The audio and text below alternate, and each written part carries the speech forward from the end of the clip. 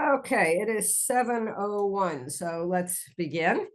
I'm Nancy Toff. I'm the archivist historian of the New York Flute Club, and I am delighted to welcome you to our online series for our 105th season for 2024-25.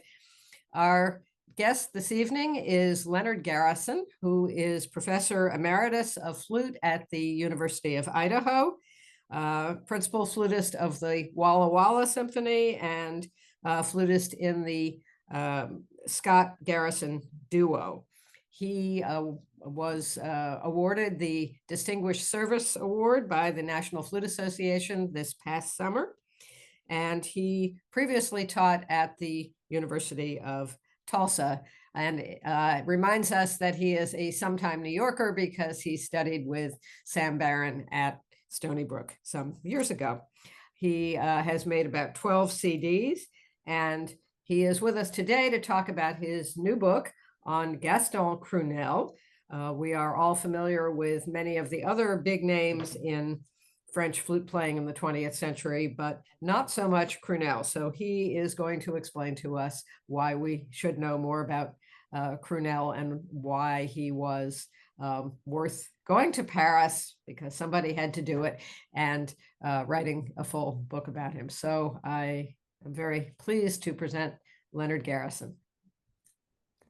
Thank you so much for that wonderful introduction, Nancy. And I need to make a public thank you to you, because this whole project, Nancy has been my stimulus and research assistant. Every time I had a question about the process, she would come up with the right answers. So I'm honored to do this, and looking forward to addressing your questions at the end of my presentation here. So let me share my screen. I've got a presentation ready to go, and I'm going to go back to the beginning. So the title of this presentation is Reconstructing a Forgotten Life, Gaston Crunelle, because even in France, he's somewhat forgotten, even though during his lifetime, he was a very important flutist and musician. So what sparked me to research Gaston Crunelle?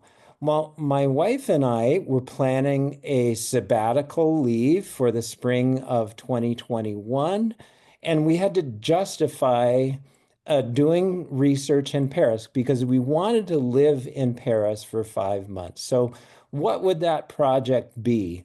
Well, I noticed at the top of my music, and you may have also noticed that many of my French pieces are dedicated to Gaston Crunelle.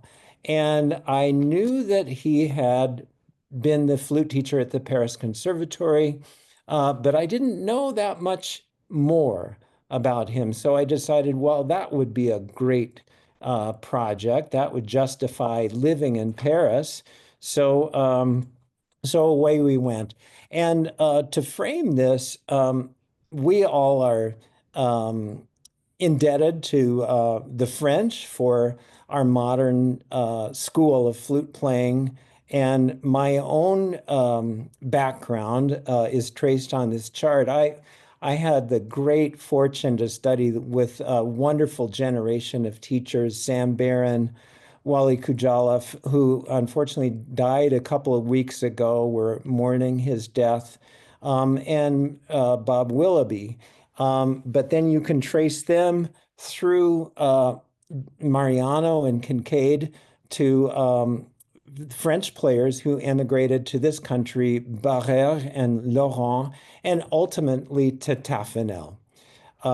So that's kind of the historical importance for us. Now, by way of introduction, let me just tease you with some astounding playing of Gaston Crunelle. This is a kind of obscure orchestral piece.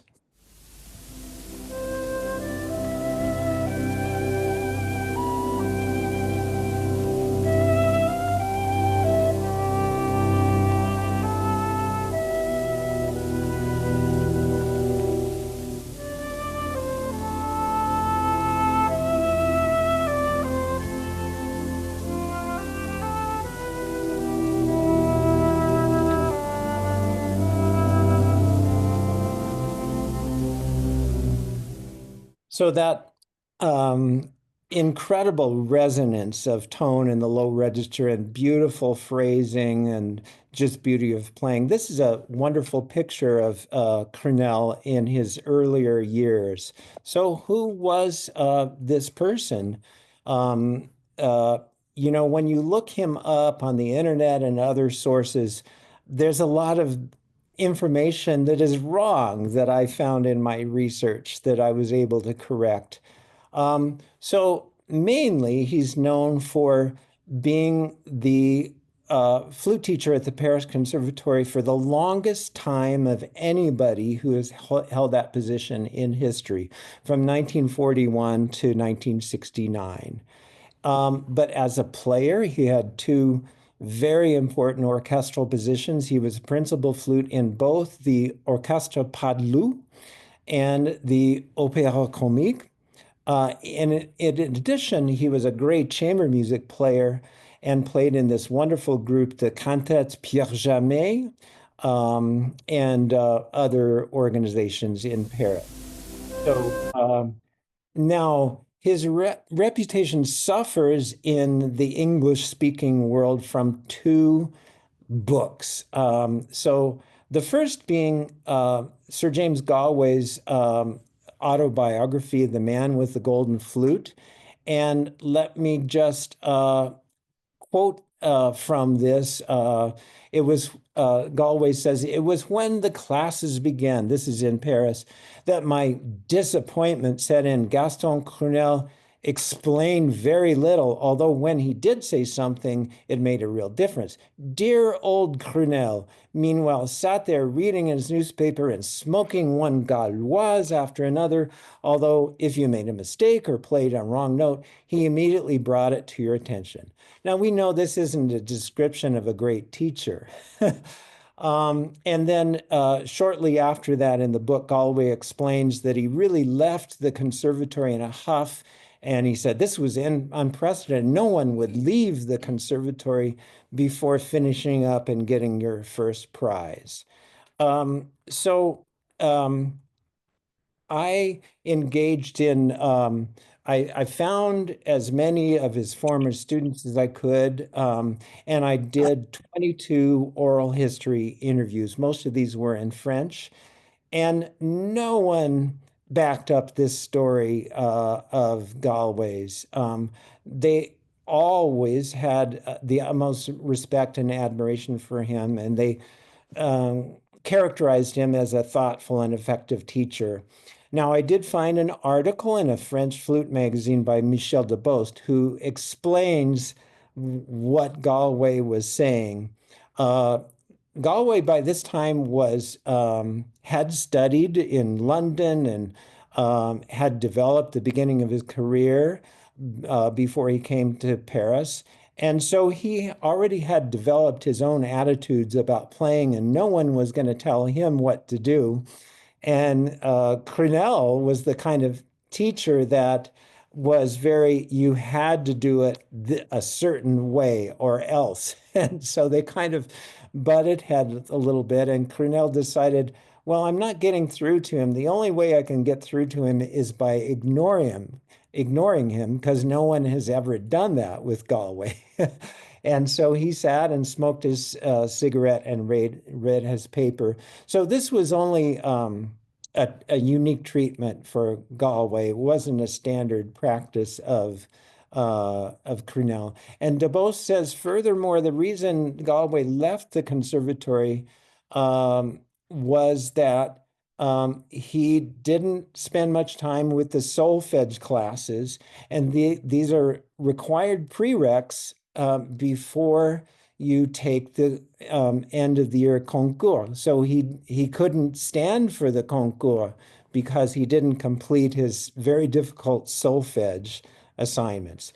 Now, the other book that I think is a negative print on Crunelle's reputation is this very well-known, many of you probably own this book, The French Flute School, 1860 to 1950, by Claude Dorget in translation. The original is in French. So the cover of the book has Taffanel, Gobert, Moïse, and René Leroy. Now, Dorje was an amateur flutist, actually a professional psychologist, who was a student and a great admirer of René Leroy. And Crunelle is nowhere mentioned in this book, except for in the appendix. There's a list of first prize winners at the Paris Conservatory, and the important people are printed in bold. Crunelle is not in bold. So why would you ignore a person like this? Well, I found out probably why. Um, Crunelle had those important positions in Paris, and Dorje was quite jealous of him. In fact, he applied numerous times to be the flute teacher at the Paris Conservatory, and he never achieved that. He was never in one of the major orchestras in Paris, although he was quite an entrepreneur and commissioned many pieces. He was an important player, yes. And then there was some class, not jealousy, but Dorje was from the upper classes and Crunelle was from the lower classes. So he somewhat looked down on him, according to some of the interviews I did. So that is kind of the explanation. Now, one of the challenges I had early on, somebody said, well, mais où sont les papiers de Crunelle? Where are his papers? They don't exist. His daughter threw out everything he owned. And so I had to rely on these oral history interviews and also visiting various libraries in Paris. These are were my membership cards. And so three examples of these libraries. On the left of the screen is the Library of the Paris Opera. And so I had a membership here, and they were very helpful there. And it's a beautiful space. And by way of my membership card, I could go cut in front of the tourist line, people waiting to tour the opera, and go right up to my study space. So that was a wonderful experience. In the middle is the huge National Library of France, the main site, the Mitterrand site. And they have an amazing place there where you have all the sound archives of French broadcasting from many decades, going back many decades from the radio and television. So I could listen to many recordings of Crunelle when he played on the radio, as he often did.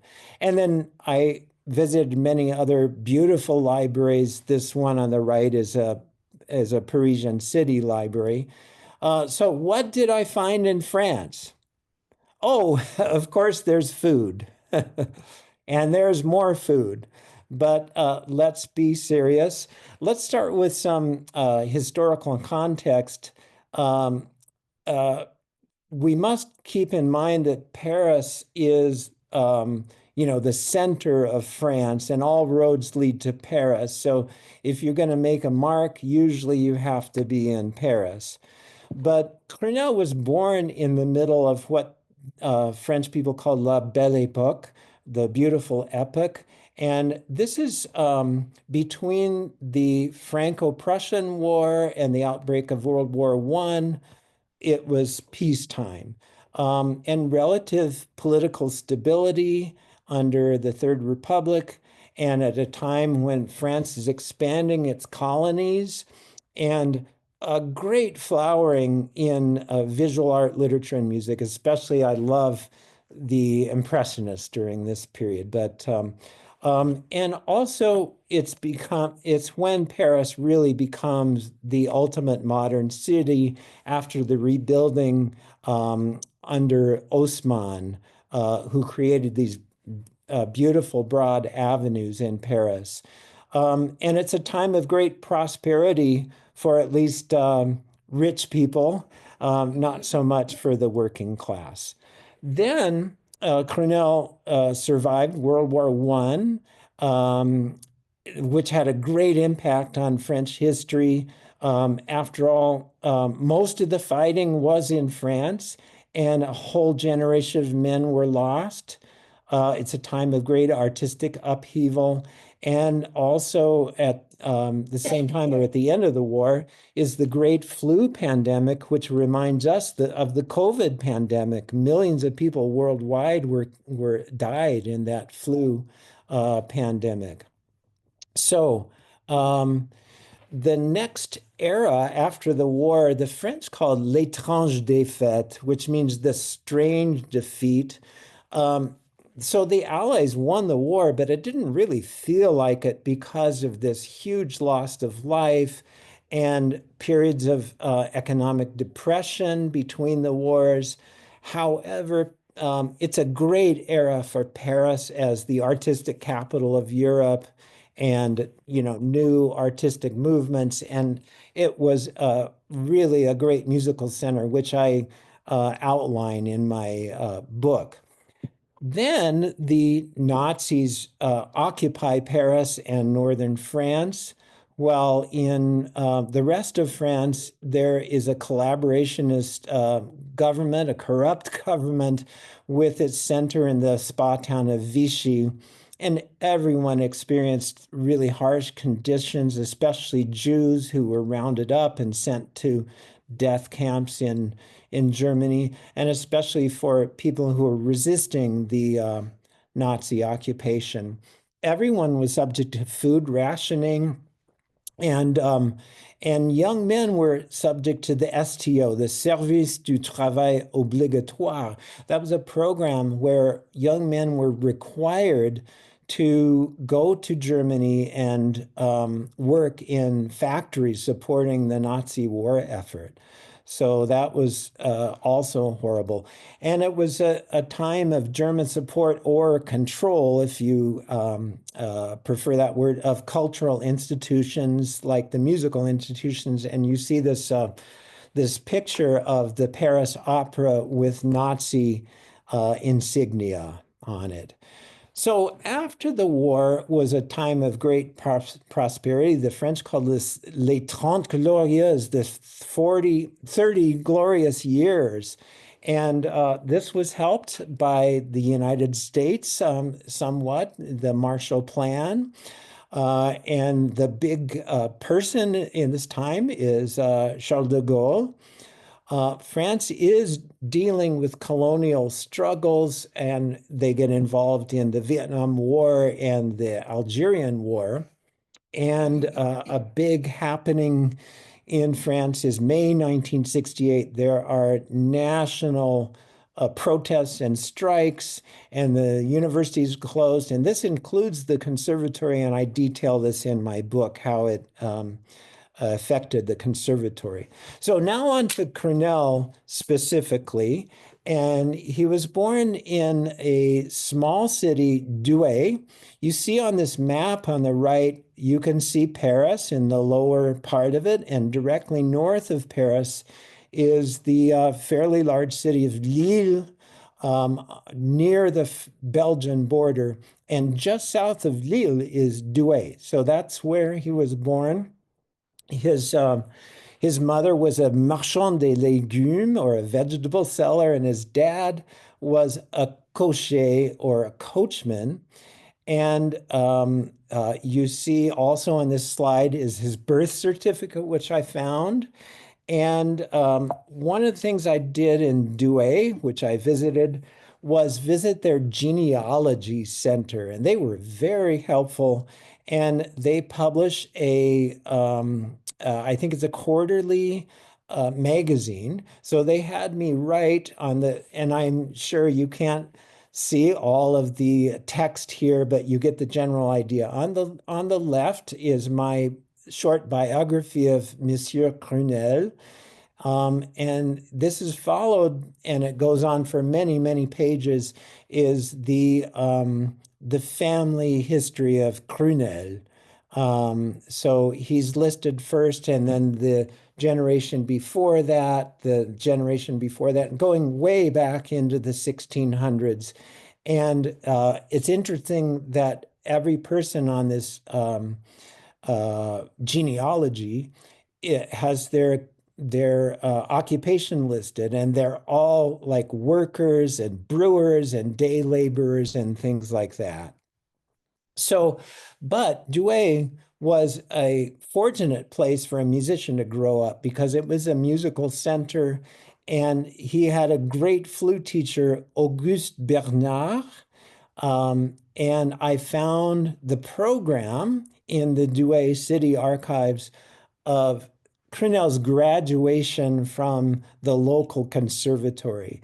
And if you know education in France, um, high schools don't have any music in them. They don't have bands and choruses and orchestra. But if you're interested in music, you go to the local conservatory, and every town has a conservatory. So this program, uh, Crunelle got a first prize in flute at the Douai Conservatory, and he played the Fantasy, which was written for the Paris Conservatory just a year before that. So then the Germans invade.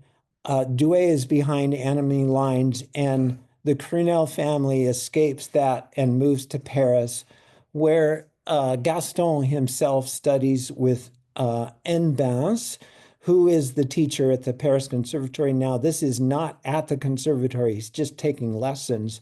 But Enbins very quickly dies of heart attack, and then Crunelle then studies with La Florence. And he auditions twice for the conservatory. On the right side, you see the records of his auditions and what he played.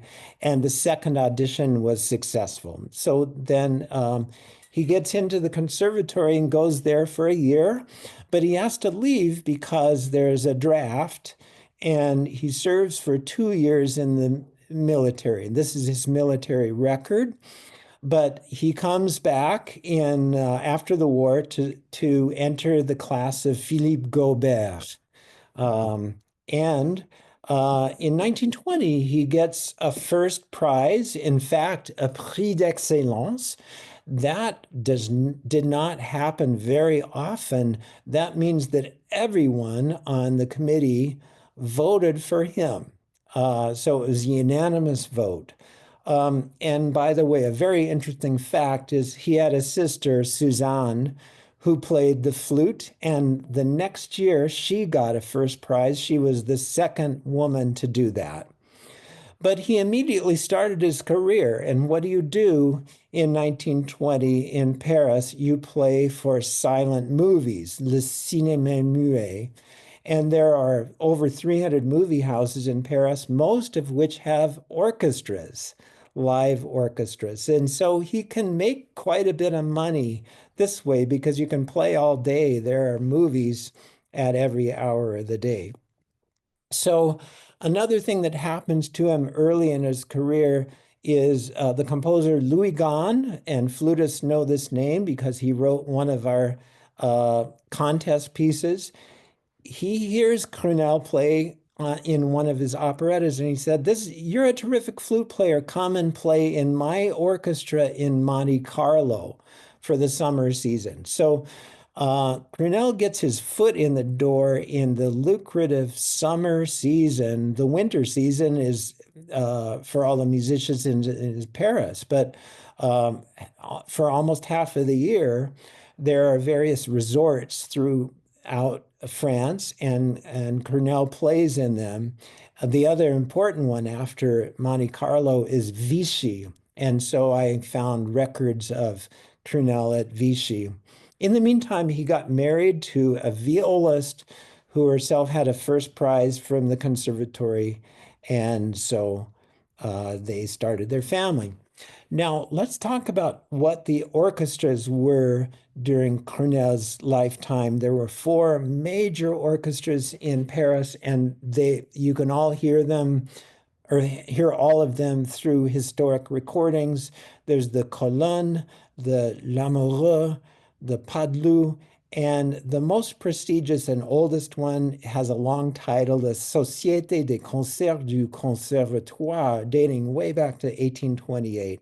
And this became the Orchestre de Paris in 1967.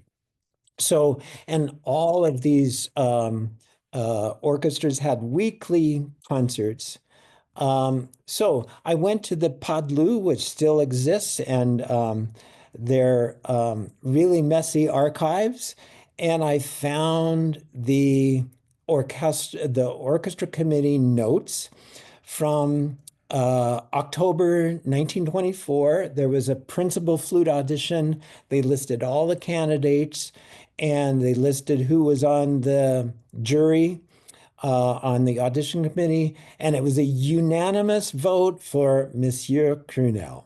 So he started immediately as principal flute, and he became kind of a star of this orchestra. He was featured very frequently as a soloist, and you see one of their early programs during his first season. He's playing the Bach Suite in B minor, and he became known for playing Bach. Um, so then I had to identify exactly when Crunelle stopped playing in the Padlu. So I found the feuilles de présence, which are the sign-in sheets. Every time you play a rehearsal or concert, you sign in. And the last one with his signature on it is January 21st, 1943. So that defines his service in the Padlu. Then, as I said, he was principal flute in the Opéra Comique. Now, you can still go to the Opéra Comique on the right side of the beautiful facade. It's several blocks away from the Paris Opera. When you go into the foyer, there are two statues of Manon and Carmen. And this was the bread and butter of the Opéra Comique. Both operas were premiered there, and they were played thousands of times. And interestingly, for standard repertoire, they never rehearsed. They just performed. So you had to be really good and on your toes. They did rehearse new operas and commissions, and there was quite a bit of that during Crunelle's time at the Opera Comique. It was known more of a progressive kind of institution rather than a staid opera. So, and then I mentioned his service in this beautiful quintet. You can see that the instrumentation is violin, viola, cello, harp, and flute. It was an outgrowth of the Debussy Sonata, and kind of an expansion of that. And it was founded by René Leroy, but he left for New York in 1940 to escape the Nazis, and Crunelle became the flutist in that organization. And over the course of decades, they commissioned 50 pieces, most from major composers. They had many concerts, many tours, and many recordings. One of the most important chamber groups that has ever been on the Parisian scene. And here's a recording of them with Crunelle playing the middle movement of the Roussel Serenade with a beautiful flute solo.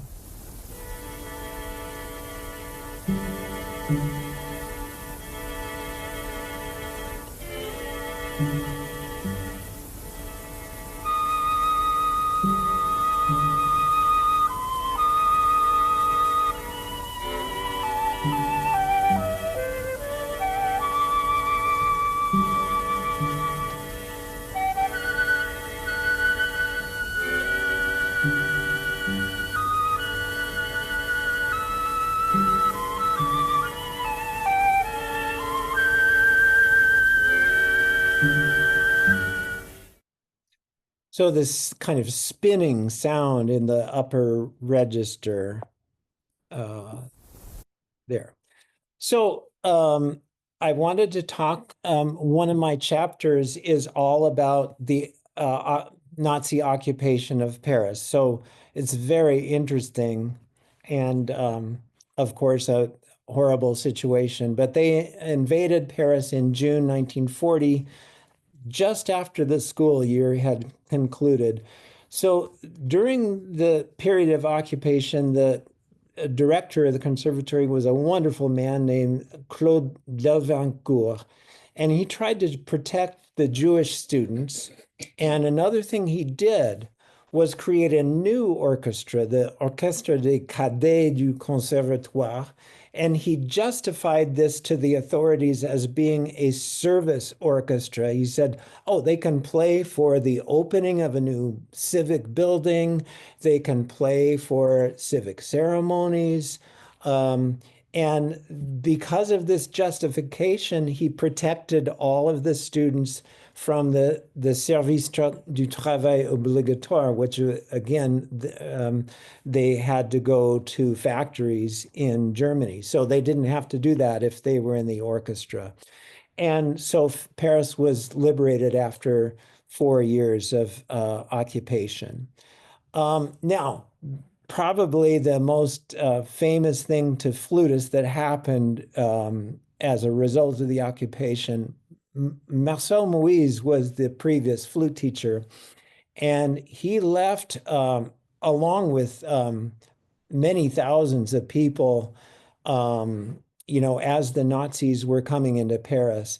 And he kind of stayed low near the Swiss border for the entire course of the occupation. He was afraid of the Nazis.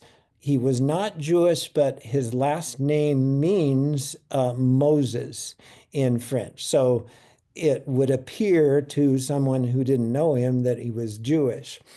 So he was begged by the authorities or the conservatory administration to come back and resume teaching, and he would not do this.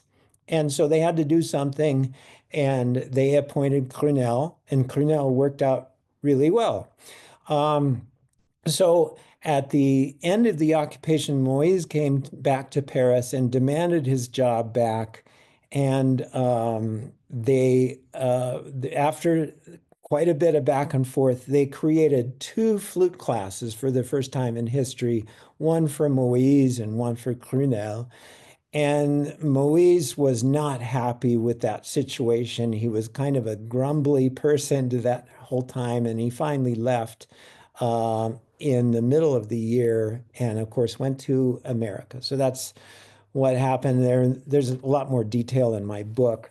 Another important thing during the occupation was at the first opera to be done at the Opéra Comique was Debussy's Péléas et Mélisande. And this was a daring thing to do because, with the Germans there, you're supposed to do German music, right? And so the idea of doing the ultimate French opera was something, especially because the conductor, Roger Desormières, who was actually originally a flutist in Crunelle's flute class, but a very famous and great conductor. He was a member of the resistance. And he's on the podium, and there are these Nazis all over the audience. And I have a quote in my book from Henri Dutieu that was saying there was a certain electric atmosphere at the Opéra Comique during this wonderful performance. It was a new production and great singers and everything. And it had a long run. And then they put a lot of resources into making a recording with these singers, but the orchestra was actually made up of the best players from all 4 Parisian orchestras and the 2 opera orchestras. And Crunelle was principal flute. So, that was quite an honor. And it's still the gold standard of Péléas recordings. Yet another thing during World War II was Radio Paris. That was the name of a pre-existing, the most important radio station in Paris.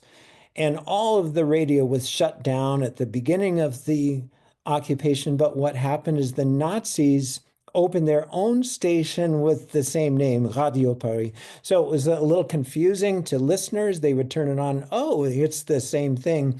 but they played a lot of live classical music, but they had little news stories that was basically propaganda. So, because it's run by the Nazis. And so there was a magazine. This is, an image from the magazine that you could buy that would have this schedule of performances. And I counted, I think it was 83 performances of Crunelle during the occupation on the Nazi-run radio.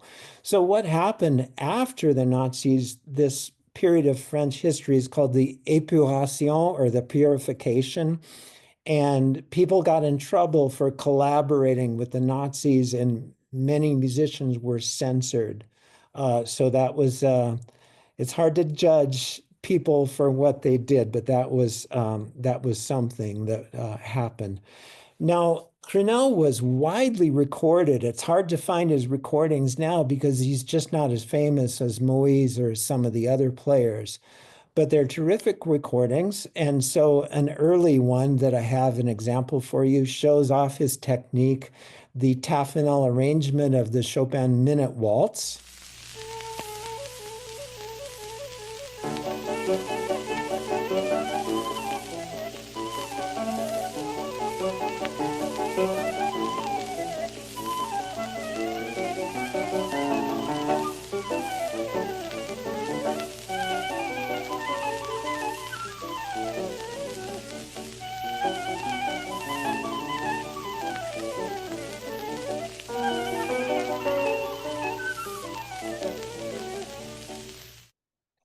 Now, of course, we all know Jean-Pierre Rampal and how he revived Baroque music and so on. But this really started with Crunelle. He was very much associated with early music. He didn't ever play Baroque flute, of course, but one of his important collections was called Au Jardin de la Flûte de France, the French Flute Garden, and it was a recording of French Baroque pieces.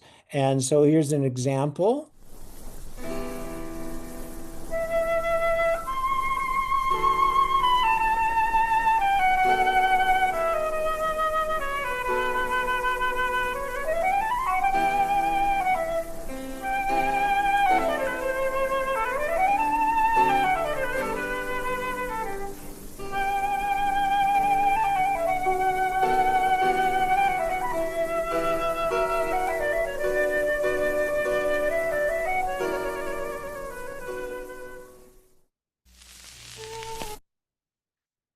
But the most famous recording, or actually two recordings, is the collaboration of Crunelle and the harpist Pierre Jamet.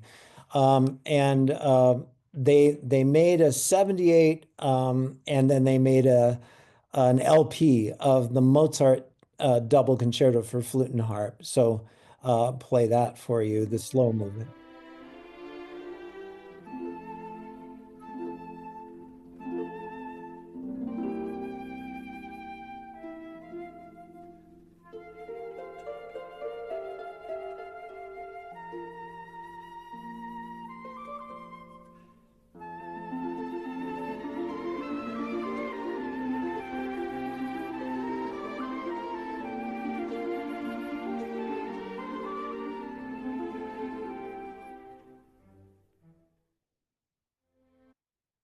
All right. So you may think, well, Crunelle sounds a lot like Moise, right? And what I found in France is that people generally think that Moise is kind of an aberration of the French school, and that Crunelle represents the French school more accurately because Debussy and Ravel require a great deal of transparency and delicacy and subtlety. And that's what Crunelle has. And Moise was his approach to flute playing was operatic, and just as being as totally intense as you can at all times. So here's a direct comparison, the beginning of the Judicia Sonata.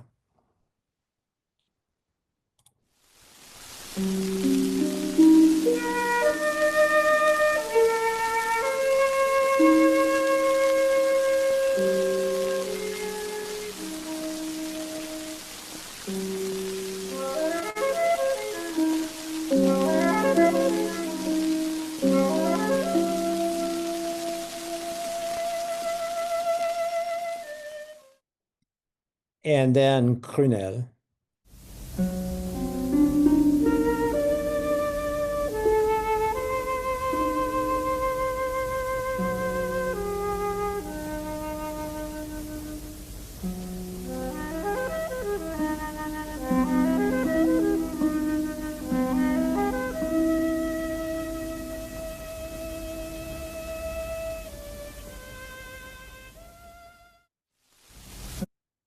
So, who was Crunelle as a man? He actually made quite a good living, and he lived in the 16th arrondissement, which is a very fancy neighborhood. It's called Passy because originally it was the village of Passy. And here's his apartment building. He was on not the top floor, the second to the top floor. He drove a Citroën. Oh, and he had a second home on the Côte d'Azur, the French Riviera, which is these days that would be untouchable because they're movie stars that live there. And he was a very formal, he was a real gentleman, and you had to call him maître, which is like calling somebody maestro. But he was modest, friendly, charming. He was extremely well dressed. He did smoke gitane. Galway was wrong. Galway said Gauloise. There's a big difference. And he read Le Figaro, it's a center-right newspaper, and he was full of stories. But some of the comments were like he was the nicest man I have ever met. So during his time at the Paris Conservatory, he taught 135 first and second prize winners. These Pierre Watteau, Michel Debost, Galway, Maxence Lorieux, Lardet, Alexander Murray, Jean-Pierre Rampal. They're some examples of his students, but his students were very successful in their careers. There was a photo taken of the class every year, so he's always seated that way. Now, there were 12 students in the main class, so it's very elite. And also there's a classe des étrangers, a foreigners class, which is separate, but you can attend the main class. There were no lessons. You had to go 3 times a week for 2 hours each time, and you studied technique, etude, and solos, and everyone studied exactly the same material. So everyone would get up one after another and play the same etude. Everybody would play the same solo and so on. His repertoire was very focused and limited. He taught from the Taffanel Gobert book. He taught tons of etudes, many, many, many etudes. And his solo repertoire focus was the Paris Conservatory contest pieces. And it was practical because he wanted you to get a first prize. The preparation for that was learning how to play the French contest pieces. Then you're going to get a first prize. So he didn't really cover orchestral excerpts. He didn't really cover Bach and Mozart and other standard repertoire. And as I kind of mentioned, let me quote Leon Bicey, who studied with him. One huge difference between the French and the American educational systems is that the student is never expected to question. The teacher presents his knowledge in a very dogmatic manner. Monsieur Crunelle, whenever showing me a new piece for the first time, goes through the piece completely, marking all the breaths, tempi, etc., as if I had never had any ideas of my own. I may never disagree with him. And you can see how he marked up students' music with pen, blue and red pen. So you have to take these breaths. You have to do it exactly the way he says. His pedagogy emphasized sight reading because that's part of the contest too. They tested sight reading, and he had a practice scheme. And as I mentioned, he was very practical and focused. Now, I wanted to mention it's very interesting. In the 19th century, the flute was not female instrument, a gendered instrument. And Suzanne Crunelle was only the second woman to get a first prize in flute. But during Crunelle's time there were more and more women, and they appreciated him very much. He was very supportive of them. So let's talk about the concours, the end of the year competition. It's always held in June. It's open to the public. The critics used to go all the time and report on it. And if you get a first prize, that doesn't mean you're the one, but there can be 2, 3, 4 people who get a first prize. That means you are at a certain level and you graduate, you're done. If you get a second prize, that means you could stay another year and try for a first prize next year. And they always commission a new piece for the concours, and 28 of these were written during Crunelle's time. We know some of them are standard repertoire now, the Dutier, Sanquin, Jolivet, and Messiaen, Le Mer Noir. But there are other works that I explored that are really worth looking into. So Crunelle had a great influence on these pieces, and this commissioning program had sort of languished in the 30s, but this is where we get to some of the strong pieces again in the 40s and so on. And I can guess that Crunelle had a great influence on who the composer was that was chosen to write the new piece. But he did meet with the composer and tell the composer how to write for the flute. There's evidence that he said, oh, you need to change this, and you need to give the flutist a chance to breathe here, and so on. So, that may be one reason they're so well written for the flute. Now, the déchiffrage means sight reading example, and there are several published collections of older sight reading pieces. There's nothing published from Crunelle's time, and they're all sitting in the National Archives, and I saw all of them, but they cannot be published because of copyright concerns. So what's the importance of Crunelle? He's a transitional figure between an older style of playing and then the style of playing that we know from his student Rampal. And so you can sum him up by saying he was no Marcel Moïse. And here's a quote from Alex Murray that I did not print, but Alex said, there was none of the Moïse BS with him. So what does that mean? He didn't have this oversized personality. He was rather modest. And his interpretation was very elegant and respectful of the composer and not over the top. And also his pitch was very good. People complain about Moïse being sharp all the time, but Crunelle's pitch was generally very good.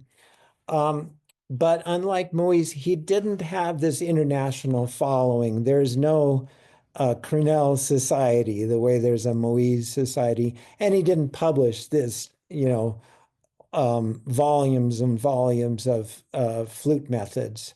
But what I found is he's a very important figure, both as a player and a teacher, and we need to acknowledge what he did. So please buy my book. It's available from Oxford University Press. It has a lot of text and a reading guide in case you're interested in delving further in some of the connected ideas. And it has a number of appendices with more information. So thank you very much for your attendance tonight. And now we have time for questions. I'll just stay on as long as we need to and take questions. Let me stop my PowerPoint too. People are welcome to ask questions aloud, or if you'd like to put them in the chat, I can read them out. All right, well, let me break the ice here and start with one, which is, what was the biggest surprise in your research? What did you find that you didn't expect? I think the general idea of him, I think his recordings are wonderful. I hope you all sense that. But I had sort of a negative view of him going into this. And I thought, well, he must not be a very good player, you know. And and so the excellence of his playing and his teaching is what really surprised me. Other questions? Don't be shy.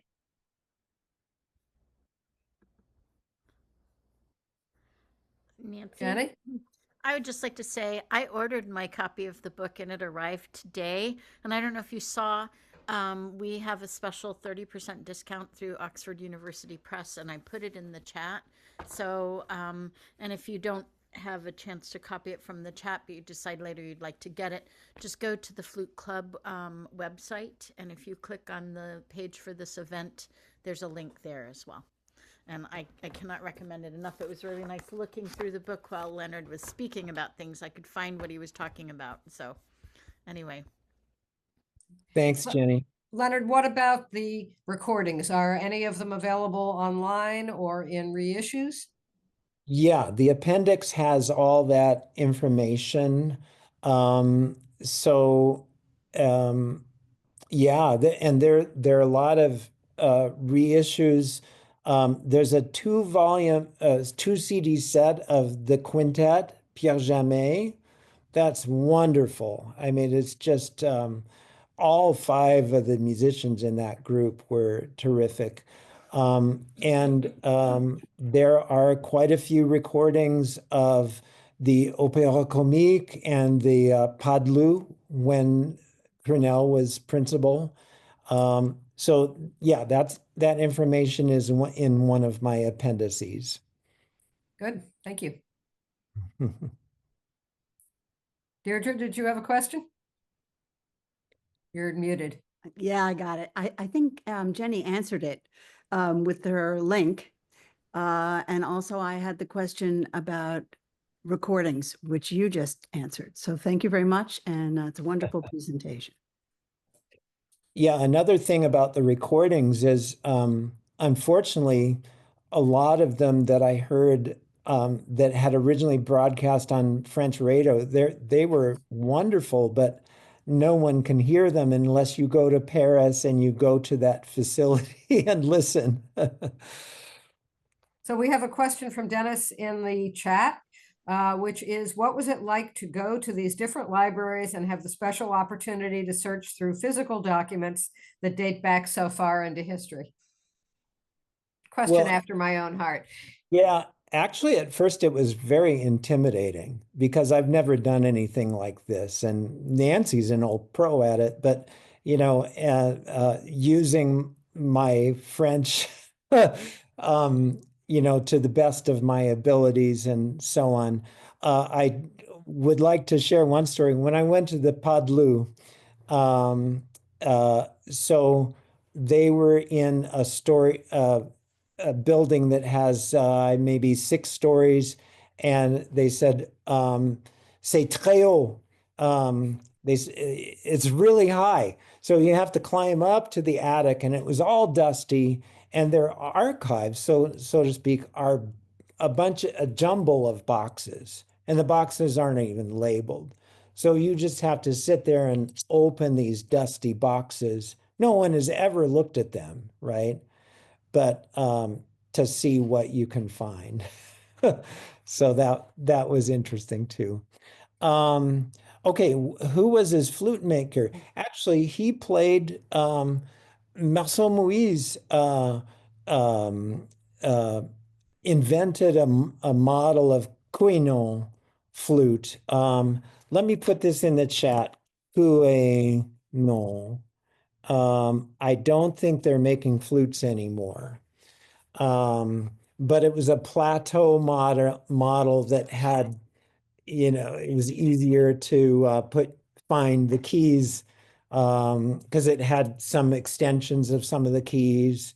And so that was early on. I think he probably did not play that because it was invented, I think, in the 30s. But he had great respect for Moïse, So yeah, that's what he played.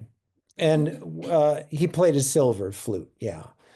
I don't think there were many gold flutes before Rampal. Any other questions? Hi, just one Hi. more. This is Wayne. Please. I'm here with my daughter Claudia, and she's a college-age flute player.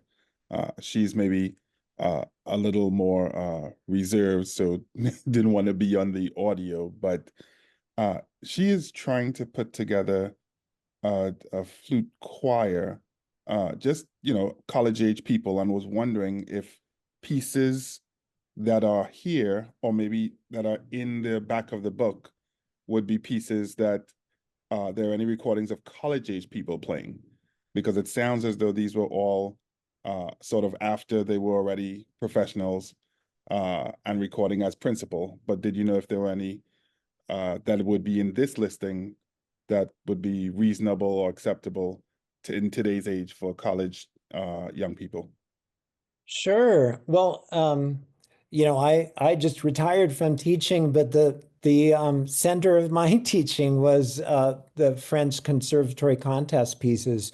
Some of them are rather difficult, but they're all the flutists listening probably know the Louis Moïse collection, Flute Music by French Composers, and it has about 10 or 12 of the French contest pieces from the first decade of the 20th century. And that was this central part of Crunelle's teaching repertoire. So nothing would be better for your daughter than to play those pieces. And, a good high school flutist could play them, and definitely a college flutist can play those.